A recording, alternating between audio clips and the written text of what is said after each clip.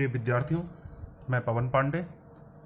आज हम लोग पढ़ेंगे क्रिस्टल में अवयवी कणों का संकुलन। देखिए, क्रिस्टल में अवयवी कणों का संकुलन क्या होता है। इसके ठीक पहले मैंने आपको बताया था कि किसी भी क्रिस्टल में जो अवयवी कण होते हैं वो एक दूसरे से एक आकर्षण बल के द्वारा बंधे होते हैं। क्योंकि आप लोगों ने ठोस पढ़ा था, तो ठोस में कई प्रकार के ठोस को पढ़ा था। तो जो क्रिस्टलीय ठोस था, उस क्रिस्टलीय ठोस में क्या थे कि अवयवी कण एक दूसरे से बंधे रहते थे। तो ये अवयवी कण एक दूसरे से बंधे तो रहते हैं, लेकिन उनके बीच में इतना प्रबल आकर्षण होता है, जिस प्रबल आकर्षण के कारण उनका अरेंजमेंट, उनकी जो व्यवस्था है ना, वो व्यवस्था अनेक प्रकार की होती है। उसी व्यवस्था को हम संकुलन भी कहते हैं। जो क्रिस्टल के अवयवी कण एक दूसरे से कॉन्जुगेट रहते हैं, एक दूसरे से जुड़े रहते हैं, है ना, उसी व्यवस्था को हम संकुलन कहते हैं। तो आज की जो टॉपिक हमारी है वो क्रिस्टल में अवयवी कणों का संकुलन, यानी किसी क्रिस्टल के अंदर उसके अवयवी कणों की क्या व्यवस्था होती है, कैसे अरेंजमेंट होता है ना। आज हम लोग उसी चीज के बारे में पढ़ेंगे कि ये संकुलन क्या है और संकुलन कितने प्रकार के होते हैं, कैसे कैसे संकुलन होते हैं, ये सारी चीजें। जब तक आप किसी भी क्रिस्टल के संकुलन को नहीं समझेंगे, तब तक आप किसी भी क्रिस्टल के घनत्व, है ना, या उसमें उपस्थित जो रिक्तिका पाई जाती है, आगे जाके आपको ये भी पढ़ना है, रिक्तिका के बारे में पढ़ना है ना। तो उसमें कौन सी रिक्तिका है ना, कौन सा ऐसा क्रिस्टल होगा जिसका घनत्व उच्च हो सकता है, कौन सा ऐसा क्रिस्टल होगा जिसका घनत्व निम्न हो सकता है। तो इन सभी चीजों की जानकारी हमें क्रिस्टल में अवयवी कणों का संकुलन अगर हम लोग पढ़ेंगे, हमें इसकी जानकारी अगर है, तो वो सारी चीजें ऐसी विषय वस्तु, जैसे हमने अभी आपको बताया कि घनत्व की भी जानकारी हो जाएगी, संरचना की भी जानकारी हो जाएगी, है ना। और इसी के द्वारा ये संकुलन को देख के ही हम उपसहसंयोजी संख्या का भी ज्ञान कर सकते हैं। तो चलिए हम लोग बढ़ते हैं कि क्रिस्टल में अवयवी कणों का संकुलन क्या होता है और यह संकुलन के प्रकार क्या होते हैं।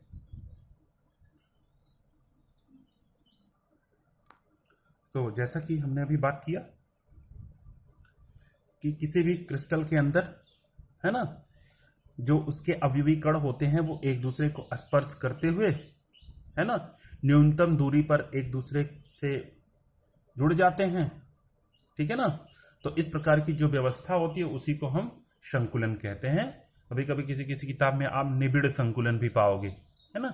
निबिड़ संकुलन का मतलब होता है क्लोज पैकिंग। क्लोज पैकिंग का मतलब होता है, क्लोज का मतलब एकदम एक दूसरे के अति निकट, है ना, एक दूसरे के अति निकट आके एक दूसरे से जुड़ जाए, उसी को हम कहते हैं क्लोज पैकिंग, निबिड़ संकुलन, है ना। तो अभी मैंने आपको क्या बताया कि किसी भी क्रिस्टल के अंदर जो अवयवी कण होते हैं वो एक दूसरे के सन्निकट आके एक व्यवस्थित क्रम में जुड़ जाते हैं। इसी व्यवस्था को हम संकुलन कहते हैं। अगर हम किसी भी क्रिस्टल के संकुलन की बात करते हैं तो हम संकुलन को देखते हैं, तो संकुलन 3 प्रकार का होता है। कौन कौन सा होता है? एक होता है एक बीमीय, एक संकुलन होता है जो एक बीमीय संकुलन होता है। दूसरा होता है द्विबीमीय संकुलन। तीसरा होता है त्रिबीमीय। एक बीमीय का मतलब होता है कि अगर कोई क्रिस्टल ऐसा मिलेगा जो केवल लंबाई में ही, यानी उसके मॉलिक्यूल्स एक दूसरे से रिअरेंजमेंट करके एक निश्चित डायरेक्शंस में मूव करते चले जा रहे हैं, है ना। द्विबीमीय में क्या होगा कि इसके अणुओं का जो विन्यास होगा, अणुओं की जो व्यवस्था होगी वो 2 दिशाओं में होगी, है ना, तो उसको द्विबीमीय कहेंगे। और जब अणुओं का विन्यास या अणुओं की व्यवस्था या अणुओं का, आप ये कह सकते हो कि अणुओं की पैकिंग की व्यवस्था, अणुओं के जुड़ने की व्यवस्था या अणुओं के संगठन की व्यवस्था 3 दिशात्मक हो, नाम से देखिए त्रिबीमीय।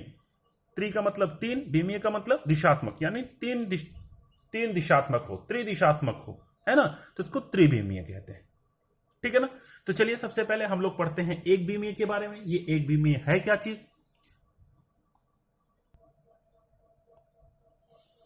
एक बीमीय तो एक बीमीय क्या होता है कि इस प्रकार की जो क्रिस्टल की व्यवस्था होती है, इसमें अणुओं की जो व्यवस्था होती है एक दिशात्मक होती है, या तो वो लंबाई में ही चले जाएंगे, है ना, यानी ये केवल एक ही दिशा में पंक्तिबद्ध हो जाते हैं। जैसे क्या होता है, अणुओं का अरेंजमेंट इस तरह से हो जाता है, एक अणु यहां, दूसरा इसके फिर समीपी, फिर ऐसे हो जाता है, तीसरा अणु यहां हो जाता है, चौथा, पांचवा, है ना, छठवां। तो केवल क्या होता है, यूनिडायमेंशनल में एक दिशा में इन अणुओं का विस्तार होता है, ठीक है ना।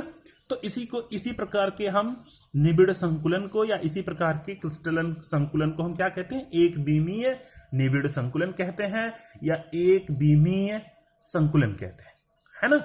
इस प्रकार की जो संकुलन होती है, किसी एक प्रमाण को ले लो, मान लीजिए हमने इस प्रमाण को ले लिया, यहां वाले प्रमाण को ले लिया, तो इस प्रमाण से सटा हुआ एक इधर प्रमाण और दूसरा इधर प्रमाण, और इसी के कारण इसकी जो कोऑर्डिनेशंस नंबर होता है ना, इसकी जो कोऑर्डिनेशंस नंबर होती है, इस कोऑर्डिनेशंस नंबर की वैल्यू होती है 2, है ना।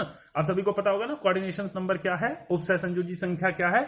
उपसय संयोजी संख्या वो होते हैं कि किसी भी क्रिस्टल संकुल में जो एक प्रमाण से जुड़े जितने सारे, एक प्रमाण के पड़ोसी जितने सारे प्रमाण होते हैं, वही उसका कोऑर्डिनेशन होता है। अब देखिए इस प्रमाण का पड़ोसी प्रमाण कितना है, 2 ना, एक इधर है और एक यहां पे है ना, तो 2 हो गया। अगर मान लो इस 2 वाले परमाणु जिसमें मैंने 2 लिखा है, इस परमाणु का पड़ोसी परमाणु कितना होगा, एक ये डार्क जिसको बनाया है और एक पीछे व्हाइट वाला, है ना।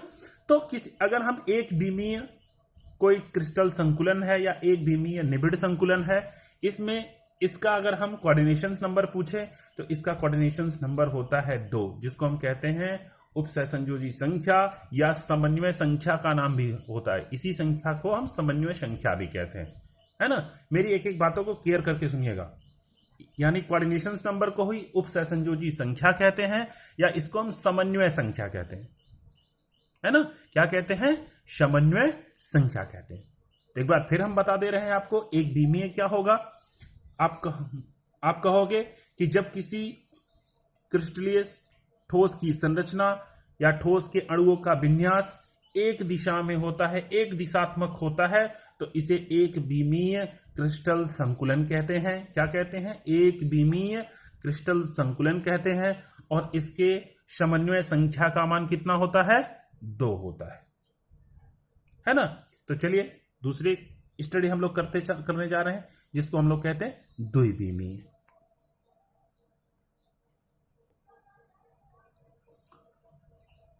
दूसरा हमारा जो है द्विबीमीय निबिड़ संकुलन, है ना। द्विबीमीय निबिड़ संकुलन क्या होता है कि इसमें जो अणुओं का अरेंजमेंट होता है, अणुओं की जो व्यवस्था होती है, वो 2 दिशात्मक होती है। 2 दिशात्मक का मतलब क्या होगा कि अणुओं का जो अरेंजमेंट होगा वो 2 दिशा में होगा, लंबाई में होगा, चौड़ाई में होगा, है ना, या लंबाई में होगा, ऊंचाई में होगा, मतलब 2 दिशात्मक, किसी 2 दिशा में होगी, है ना। तो अगर इस तरह की संरचना को देखते हैं तो हमें 2 तरह की संरचना मिलती है, यानी द्विबीमीय निबिड़ संकुलन में हमें 2 तरह की संरचना मिलती है। और ये 2 तरह की संरचना, एक को हम वर्गाकार कहते हैं और दूसरे को हम षटकोणीय कहते हैं। एक को क्या कहते हैं, वर्गाकार कहते हैं और दूसरे को षटकोणीय कहते हैं। अब देखिए दोनों के अरेंजमेंट में हमें कैसे पता लगाना है कि कैसे दोनों का अरेंजमेंट होता है। अगर हम वर्गाकार की बात करें, अगर निबिड़ संकुलन हमारा वर्गाकार होता है तो कैसे होता है, देखिए बात हम लोग करेंगे वर्गाकार की।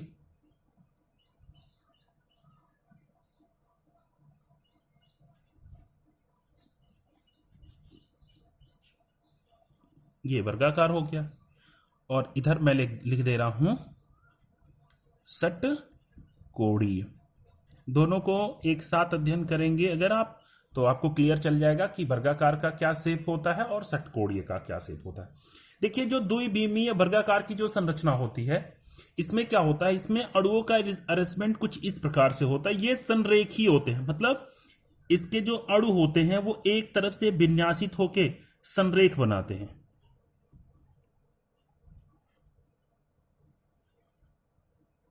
देख रहे हैं ना, एक अणु आए, इन्होंने एक रेखा बनाई, दूसरे अणु आ रहे हैं तो इसके ठीक ऊपर जुड़ते चले जा रहे हैं, ठीक है ना।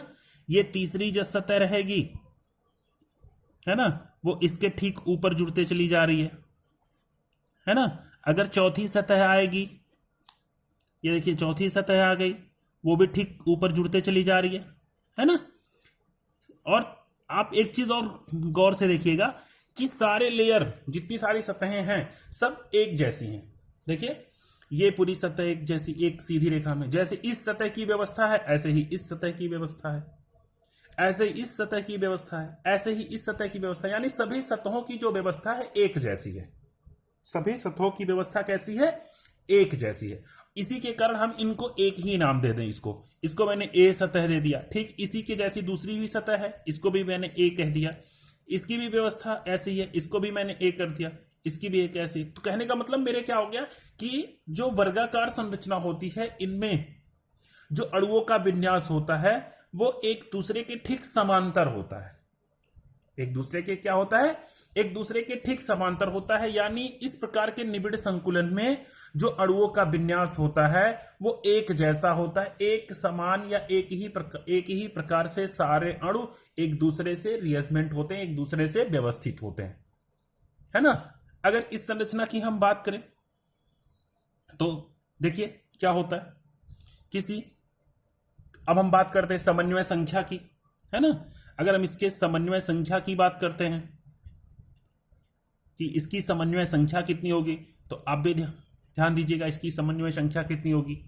अब देखिए, अगर मान लीजिए सपोज करिए इसके केंद्रक को इसके केंद्रक से हमने मिला दिया, इसके केंद्रक को हमने इसके केंद्रक से मिला दिया, यहां पे एक केंद्रक है इसको हमने ऐसे मिला दिया और इसको ऐसे मिला दिया। देख रहे हैं ना। अब बताइए ये जो बीच वाला हमारा अवयवी कण है वो कितने परमाणुओं से छू रहा है? तो देखिए, एक ये हो गया, 2 और ये 3 और ये 4, और इसी के कारण इसकी जो समन्वय संख्या होती है 4 होती है। अब देखिए यहां पे मुझे वर्ग मिला कि नहीं, यहां से यहां की दूरी, यहां से यहां की दूरी, इस केंद्र से इस केंद्र की दूरी और इस केंद्र से इस केंद्र की दूरी सभी समान है, और इसी के कारण किसकी संरचना होती है? वर्गाकार की संरचना होती है ना। या तो ये एक प्रकार हो गया किसका? द्विविमीय निबिड़ संकुलन का पहला प्रकार, जिसको हम वर्गाकार प्रकार कहते हैं। तो इसमें क्या होता है, मैंने अभी आपको बताया कि इसमें अणुओं का अरेंजमेंट एक दूसरे के समांतर होता है। यानी इस अणु के अंदर सभी अणुओं की व्यवस्था वाली सभी परतें या सभी सतह एक जैसी होती है। सभी सतह कैसी होती हैं? एक जैसी होती हैं, एक समान होती है ना। आपने देखा ना, ठीक। दूसरी चीज आपको मैं बता दूं, इसमें अणुओं के द्वारा जो घेरा गया भाग होता है ना, इसमें अणुओं के द्वारा जो घेरा गया भाग होता है वो होता है 52.4%, है ना। किसके द्वारा घेरा गया भाग? कण द्वारा, ठीक है ना। कण द्वारा जो घेरा गया भाग होता है वो 52.4% होता है। और जो भाग खाली होता है, जिसको आप कहते हो रिक्त, है ना, क्या कहते हो आप? रिक्त, वो होता है 47.6%। ठीक है ना, आ गया समझ में? आप कहो तो इसमें इसकी समन्वय संख्या कितनी होती है? समन्वय संख्या 4 होती है। कणों के द्वारा घेरा गया जो भाग होता है वो 52.4% होता है, और खाली भाग कितना होता है? 47.6% होता है। ठीक है ना। चलिए हम लोग बात करते हैं अगले की, जिसको हम कहते हैं षटकोणीय। क्या कहते हैं? षटकोणीय व्यवस्था। देखिए षटकोणीय व्यवस्था में क्या करते हैं, षटकोणीय जो व्यवस्था होती है इसमें अणुओं का अरेंजमेंट कुछ इस तरह से होता है। इसमें 2 परतें पाई जाती हैं, ये जानो आप, इसमें 2 परतें पाई जा रही हैं।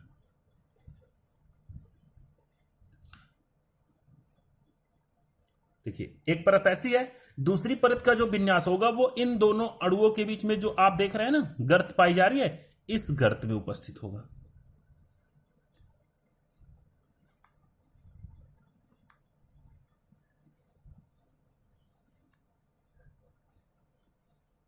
अगला क्या होगा? अगला जो विन्यासित होगा वो, है ना, वो इस तरह से अरेंजमेंट होगा।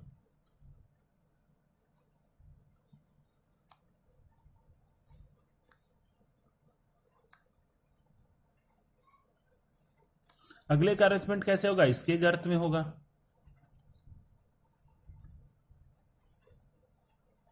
थोड़ा बड़ा बड़ा सा हमको बनाना था, लेकिन छोटी संरचना बन गई। ठीक है ना, कोई बात नहीं, आप लोग अच्छे ढंग से बनाइएगा, आप लोग मिसिंग मत करिएगा, है ना। बना के पढ़िए, जहां भी आपको समझना हो वहां वीडियो को रोक दिया करिए, पॉज कर दिया करिए, और उसको 1 बार 2 बार 3 बार अच्छे ढंग से देखिए, है ना, अच्छे ढंग से कोशिश करिए। और मैंने वो क्लास का पीडीएफ डाल दिया है, आपके चैप्टर का पीडीएफ डाल दिया है, उस पीडीएफ को भी डाउनलोड कर दीजिए, है ना। और अगले सोमवार को हम आपको इसका नोट्स दे देते हैं, उसको भी आप बना डालिए। तो चलिए षटकोणीय में चलते हैं। तो षटकोणीय व्यवस्था में क्या होती है, आखिर षटकोणीय व्यवस्था क्या होती है ना? तो षटकोणीय व्यवस्था में जो अणुओं का विन्यास होता है वो दो सतही होता है, दो परतों में होता है। एक परत मान लो इसको हमने ए कह दिया है ना, इसके गर्त में जो दूसरी परत स्थित है इसको हमने बी कह दिया। अब देखिए जैसे ए परत है ठीक वैसे ही परत ए के सामने जितने सारे गोले हैं देख रहे हैं ना, वैसे ही फिर आपको परत मिलती है। जैसे आपकी पहली परत थी जिसको आपने ए कहा था, ठीक उसी की तरह आपको फिर तीसरी परत, यानी पहला इसको मान लो ये दूसरा या तीसरा, तीसरी परत पुनः पहले परत की तरह होगी। और जो दूसरी परत है उससे जो तीसरी परत होगी, यानी पहली परत, दूसरी, तीसरी और चौथी, ये चौथी परत जो होगी वो बी की तरह होगी। अब देखिए इसका विन्यास क्या होता है ना, इसका विन्यास होता है ए बी, यानी इसमें दो तरह के परत हैं। इस निबिड़ संकुलन में आपको दो तरह की परत दिखाई दे रही है, यानी ये षटकोणीय निबिड़ संकुलन की अगर जो संरचना बनती है, ये दो भिन्न भिन्न परतों या दो समान परत, देख रहे ना, एक ही अवयवी कण होंगे लेकिन इनके अणुओं की जो व्यवस्था है वो क्या है, अलग अलग है। यानी एक लेयर, एक जो सतह है, एक जो पंक्ति है, उस पंक्ति के गर्त में दूसरी पंक्ति है, दूसरी पंक्ति के गर्त में तीसरी पंक्ति है, और तीसरी पंक्ति के गर्त में चौथी पंक्ति है ना। पहली पंक्ति के समान इसकी तीसरी पंक्ति है, दूसरे पंक्ति के समान चौथी पंक्ति है ना। तो इसी के कारण हम इसको जो समान है उनको समान नाम दे देते हैं, यानी पहली और तीसरी समान थी तो उसको हमने ए कह दिया, दूसरी और चौथी समान है तो उसको हमने क्या कह दिया, बी कर दिया। अच्छा चलो अब हम लोग देखते हैं कि इसको षटकोणीय ही क्यों कहते हैं और कुछ नहीं क्यों कहते। अब देखो चलो, बड़े मजेदार, बहुत ही मजेदार टॉपिक है। और अगर आपको, मैं बार बार कहता हूं, अगर आपको कल्पना करने आता है, अगर आपको इमेज करने आता है तो ठोस का चैप्टर आपके लिए बहुत ही इंटरेस्टेड है। ये नजर आया, आ गया ना। अब इसकी संरचना देखो, जो संरचना मेकिंग हुई है, जो संरचना का निर्माण हुआ है, ये षटकोणीय संरचना है। कौन सी संरचना है, षटकोणीय संरचना है। देखो षटकोणीय में भुजा की संख्या 6 होती है, देख लो भुजा की संख्या 1 2 3 4 5 और 6 है ना। इसकी अब देखो इसके बीच वाला अणु कितने अणुओं के साथ अटैचमेंट है, देख लो 1 2 3 4 5 6। तो इसका समन्वय संख्या कितना हो गया, इसका ही समन्वय संख्या का मान, इसकी समन्वय संख्या का मान कितना हो गया, 6 हो गया।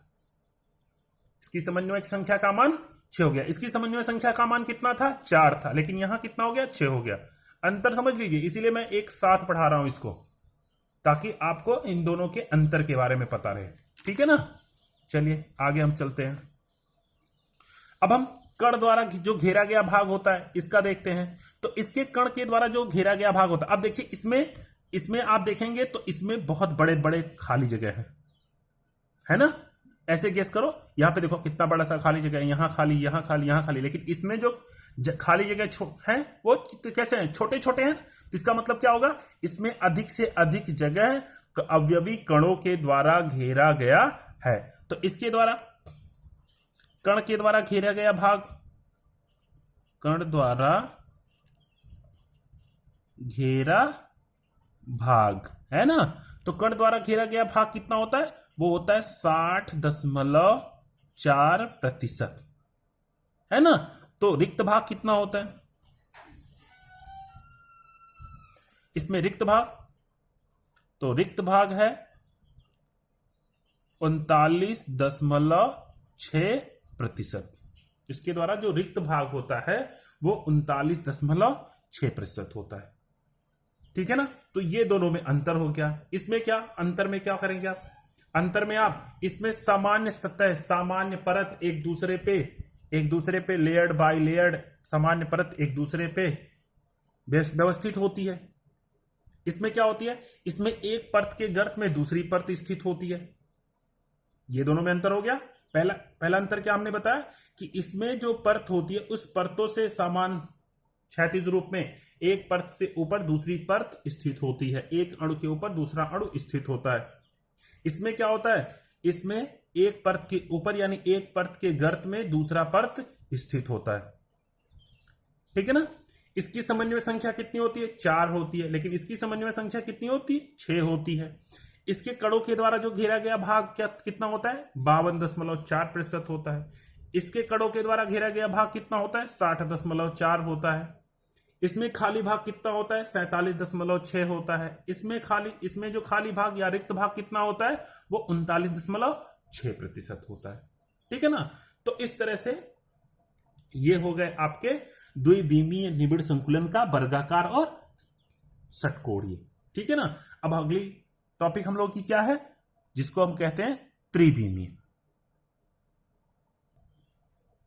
तो त्रिविमीय निबिड़ संकुलन में क्या होता है? त्रिविमीय निबिड़ संकुलन में जो अणुओं की व्यवस्था होती है, जो अणुओं की संरचना होती है, वो 3 दिशात्मक होती है, यानी लंबाई, चौड़ाई और ऊंचाई इन तीनों दिशात्मक रूप से फैली होती है। ठीक है ना। तो उसी को हम कहते हैं त्रिविमीय निबिड़ संकुलन।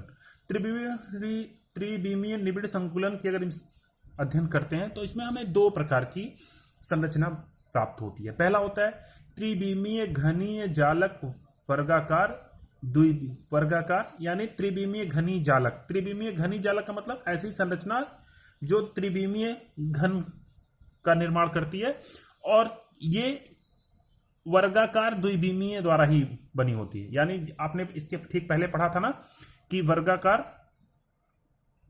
वर्गाकार जो द्विविमीय था, तो इस संरचना में वो क्या होता है? उसी की पुनरावृत्ति होती है। कई लेयर में वो एक दूसरे के ऊपर लेयर बाय लेयर आप कह सकते हो व्यवस्थित हो जाता है। दूसरी चीज होती है, दूसरी जो हमने बताया षटकोणीय निबिड़ संकुलन का त्रिविमीय, यानी इस संरचना में षटकोणीय निबिड़ संकुलन के द्वारा त्रिविमीय संरचना का निर्माण होता है ना। तो चलिए आगे चलते हैं। हम सबसे पहले पढ़ेंगे त्रिविमीय घनीय जालक, है ना, जिसका निर्माण किसके द्वारा होता है? वर्गाकार द्विविमीय के द्वारा होता है। देखिए, इस वर्गाकार त्रिविमीय घनी संरचना को व्याख्या करने के लिए मैं किताब की मदद ले रहा हूं।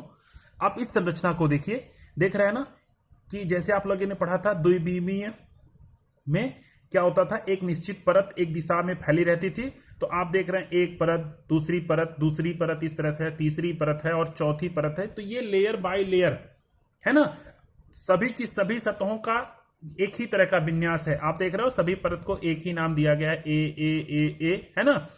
और इसके समीपवर्ती जितने 4 है ना, 4 जो समीपवर्ती जितने सारे मॉलिक्यूल्स हैं, उन मॉलिक्यूल्स को अगर ध्यान में रखा जा रहा है तो ये देख रहे हैं ना, समीप में एक घन का निर्माण हो रहा है ना। विजिबिलिटी थोड़ी कम हो रही है, लेकिन ध्यान से देखिएगा तो आपको पता होगा। ये आपके जो मैंने पीडीएफ दी है उस किताब में भी ये संरचना होगी, आप जरूर उसको देखिएगा। तो ये जो संरचना है, जो आपके मैं संरचना दिखा रहा हूं, ये संरचना त्रिविमीय घनी निबिड़ संकुलन की है ना।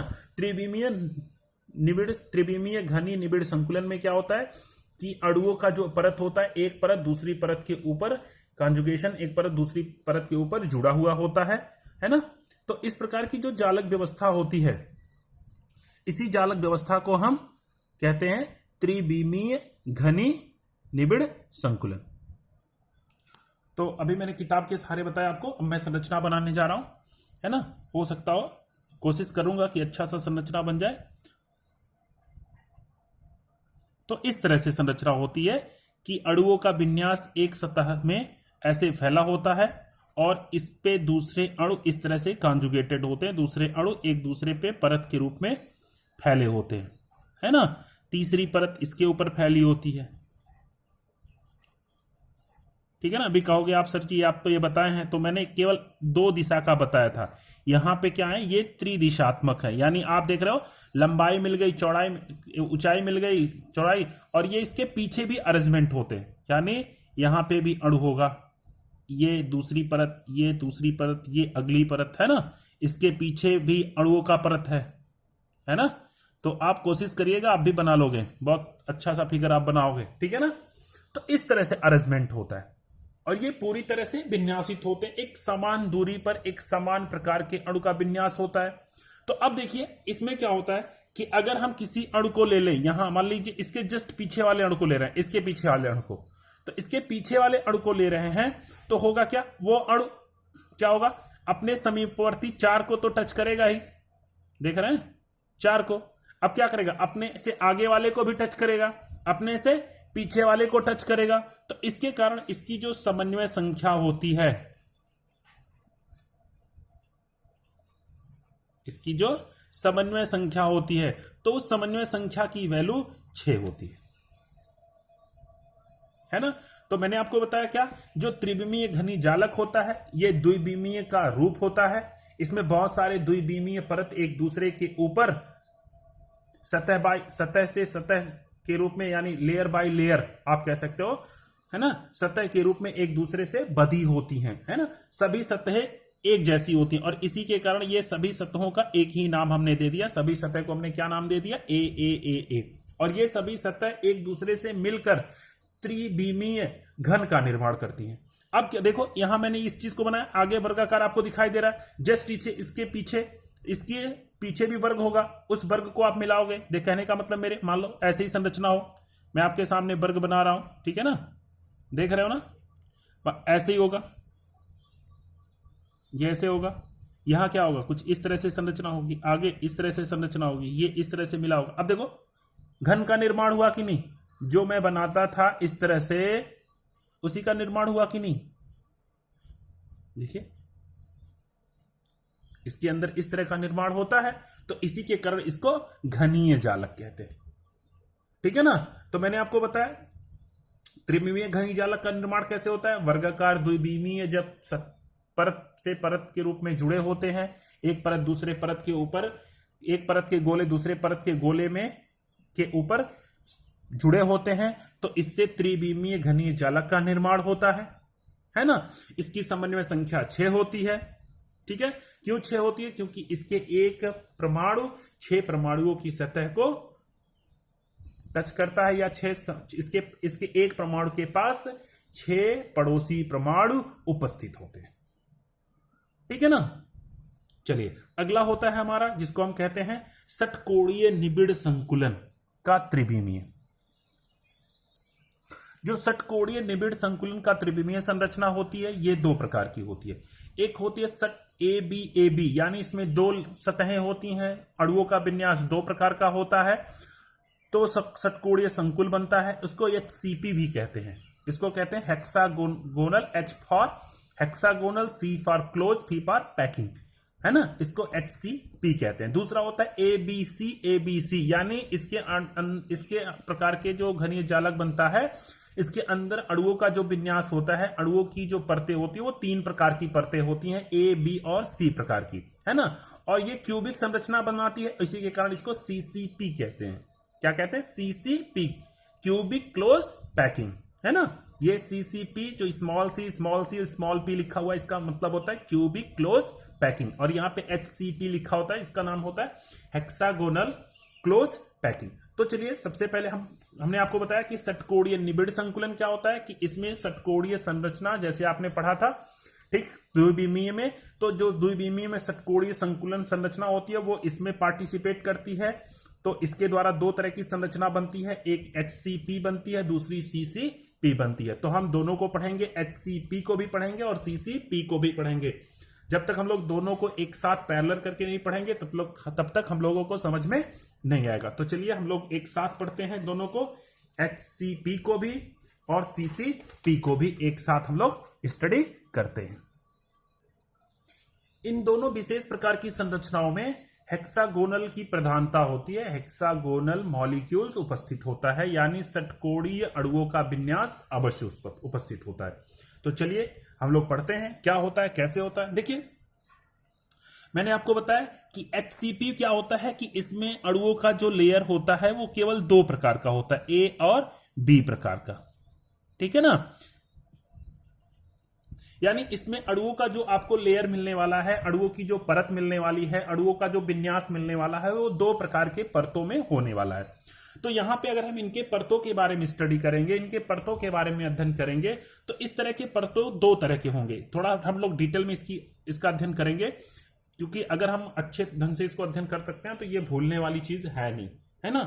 तो यहाँ पे अगर हम एचसीपी की स्टडी करते हैं तो एचसीपी में जो मिलने वाला मॉलिक्यूल्स होता है कुछ इस तरह से होता है। अगर आप बुक में देखोगे तो इसकी संरचना कुछ इस तरह से आपको मिलेगी कि एक मॉलिक्यूल्स यहाँ है, दूसरा मॉलिक्यूल्स यहाँ है, तीसरा यहाँ है, ठीक है ना। ये केवल आप लंबाई और चौड़ाई में देखते हो, देख रहे हो ना।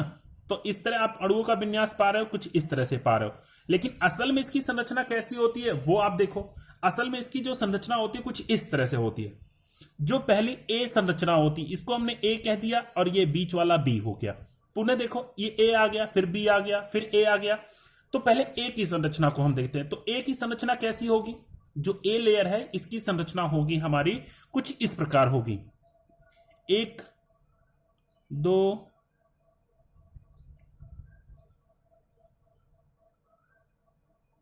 इसके गर्त में ये था, तभी तो हेक्सागोनल बनता है ना।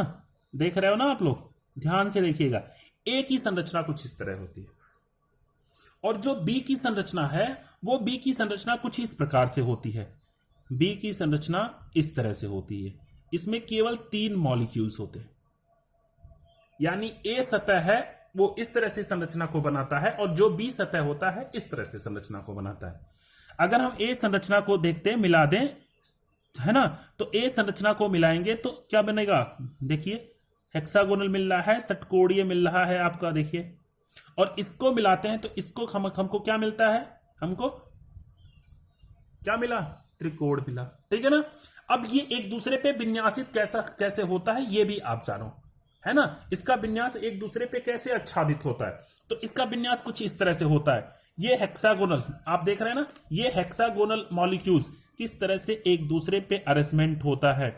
तो इसका विन्यास कुछ इस तरह से होता है। जब तक आप कल्पना नहीं करोगे तब तक आपको ठोस चैप्टर आने वाला नहीं है। अब देखिए ये 3 है तो एक जो मॉलिक्यूल से कुछ यहां ऐसे अरेंजमेंट कर जाता है, दूसरा मॉलिक्यूल्स इन तीनों के बीच में अरेंजमेंट अपने आप को व्यवस्थित कर लेता है और तीसरा जो मॉलिक्यूल्स होता है अपने आप को यहां पे व्यवस्थित कर लेता है।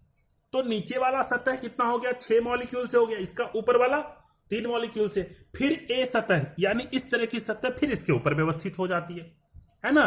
फिर बी आता है, फिर ए आता है, फिर बी आता है ना। यानी इस तरह से ये व्यवस्थित होके एचसीपी संरचना को बनाती है। और इसकी एचसीपी संरचना कैसी बनती है? अब देखो हेक्सागोनल होगा तो कुछ इस तरह से संरचना होगी। ध्यान से देखिएगा, हेक्सागोनल है तो इस तरह की संरचना बनाएगा। बनाएगा कि नहीं बनाएगा? बनाएगा। ये त्रिभुज है तो त्रिभुज है, त्रिभुज कैसे बनाएगा? देखो ध्यान से, है ना। त्रिभुज है तो इस त्रिभुज इस तरह से बन रहा है। फिर उसके बाद क्या है? अरे भाई ए है, बी है, फिर ए है, ऐसे लेयर बाय लेयर बनाएगा ना। तो फिर इसके बाद क्या आएगा? ए आएगा। ए क्या है? हेक्सागोनल है तो हेक्सागोनल हो गया, है ना। अब इनके अणुओं को जब आप मिलाओगे तो इसको इससे मिला दो, इसको आप इससे मिला दो, ठीक है ना। ये जो है इससे मिला दो, इसका इससे मिला दो, इसको आप इससे मिला दो, इसको आप इससे मिला दो, है ना। अब देखो हेक्सागोनल, है ना। इसको कहते हैं एचसीपी कहते हैं। क्या कहते हैं? एचसीपी। इसी संरचना को हम क्या कहते हैं? एचसीपी। एक यहां पे जालक बिंदु है, दूसरा यहां है, तीसरा यहां है, चौथा यहां है, पांचवा यहां है, छठवां यहां है। देखो 6 हो गया। एक यहां है, 2 यहां है, 3 यहां है, देख रहे हैं ना। फिर एक कहां है? 1 2 3 4 5 6। ये संरचना बनी कि नहीं बनी? है ना। तो इस तरह की संरचना होती है। ये जो संरचना है इस तरह की संरचना, और ये मैक्सिमम हमारे जैसे Mg हुआ, Zn हुआ, Mn हुआ, Be हुआ आदि मेटल्स में पाई जाती है। इसी को हम कहते हैं क्या चीज? HCP। क्या कहते हैं? HCP, hexagonal close packing. क्या कहते हैं? Hexagonal close packing. क्या कहते हैं? Hexagonal close packing. बात आ गई समझ में? चलिए आगे की तरफ चलते हैं। हम लोग बात करेंगे अब किसकी? सीसीपी की बात होगी। अब किसकी? सीसीपी की। चलिए, तो सीसीपी में आपने पढ़ा कि इसमें 3 लेयर होते हैं। सीसीपी की जो संरचना बनती है उस सीसीपी की संरचना में कितने लेयर होते हैं? 3 लेयर होते हैं। कौन कौन से होते हैं? चलिए देखिए, इसमें होते हैं ए बी सी, फिर क्या होता है? फिर आ जाता है ए बी, फिर आ जाता है सी, है ना? तो इस प्रकार का होता है। इसमें जो अणुओं का विन्यास होता है वो 3 प्रकार की सतहों से बना होता है, ए बी सी और ए बी सी। ठीक है ना? तो चलिए हम लोग सीखते हैं कि ए बी सी और ए बी सी प्रकार कैसे अरेंजमेंट होता है, कैसे व्यवस्थित होता है। ठीक है ना? चलिए स्टार्ट करते हैं हम लोग। जब तक आप सीखोगे नहीं, कोशिश नहीं करोगे, तब तक सीखना मुश्किल है। चलिए, तो एसीपी में क्या है, चलिए अभी क्लियर हो जाएगा। इसमें जो संरचना होती है वो 3 लेयर की होती है। आप देख रहे हो ना, 3 लेयर, यानी ए लेयर मिलने वाला है, बी लेयर मिलने वाला है और सी लेयर मिलने वाला है। तो चलते हैं, सबसे पहले हम लोग देखते हैं कि कैसे कैसे कौन कौन सा लेयर हम लोगों को मिलने वाला है।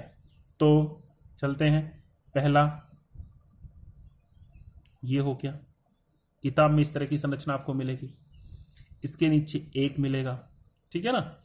और इसके नीचे जो संरचना मिलने वाली है वो आपकी मिलेगी षष्ठफलकी की, यानी 1 2, फिर इसके साइड से हल्का सा दिखाई देगा इधर, और इसके साइड से ऐसे दिखाई दिया। तो पहला लेयर ए हो गया, दूसरा लेयर जो हो गया वो बी हो गया, और तीसरा जो लेयर हो गया वो सी हो गया। ठीक है ना? फिर आपको, है ना, या फिर ऐसे करो, इस लेयर को हम कहते हैं ए लेयर, इसको हम कहते हैं बी लेयर, इसको हम कहते हैं सी लेयर। ए बी और सी, ठीक है ना? तो ए बी और सी, ये 3 लेयर होते हैं। अब देखिए, तीनों लेयर को हम अलग अलग अगर करते हैं तो कैसे होता है? तीनों लेयर को, इन तीनों लेयर का विन्यास कुछ इस तरह से होता है। पहला जो लेयर होता है वो इस तरह से अरेंजमेंट किया रहता है, यानी ये ट्राइड्स बनाता है, त्रिभुज बनाता है ना? दूसरा जो लेयर होता है वो षटकोणीय बनाता है।